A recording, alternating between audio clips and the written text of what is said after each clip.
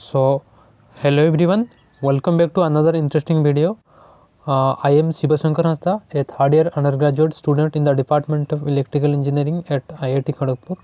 So, in this video, I will be discussing an excellent trick to find oxidation number of some particular atom from the structure. Okay, so here it is the structure of chromium pentoxide. Okay, whose chemical formula is CrO5.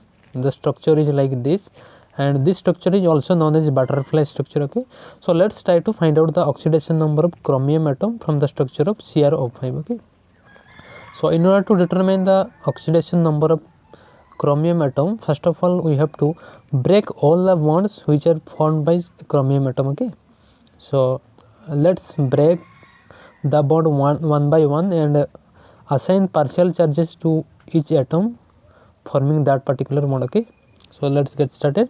So first of all, let's break this bond. Okay, so this is the bond between oxygen and chromium. Okay, and this is a single bond. So while breaking a single bond, what you have to do, you have to assign -1 charge to more electronegative atom and +1 charge to lesser electronegative atom. Okay, again let's break this bond. Okay, so this is also a single bond and this is a bond between chromium and oxygen, and let's break this bond.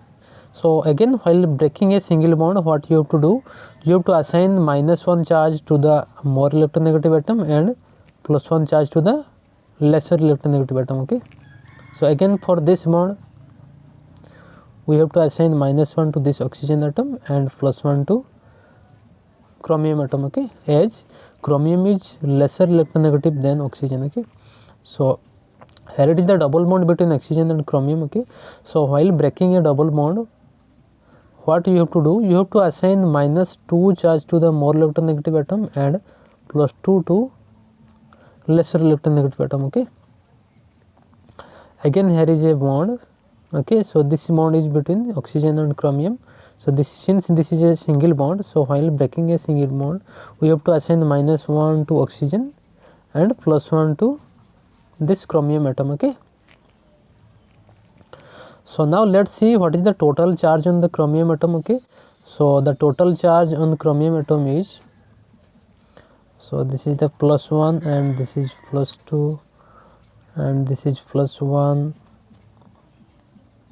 then it is again +1, then it is again +1. So the total charge on the chromium atom is 1 + 2 + 1 + 1 + 1, and that is equals to how much? +6. Okay, so this +6 is nothing but the oxidation number of this chromium atom. Okay,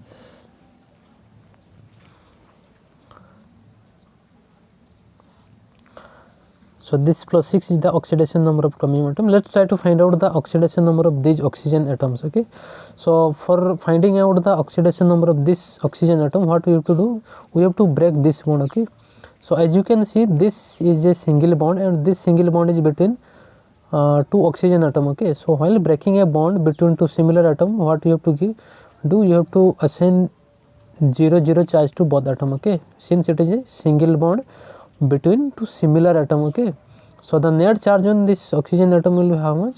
It is -1 + 0, so the oxidation number of this oxygen will be -1. Similarly, oxidation number of this oxygen will be -1.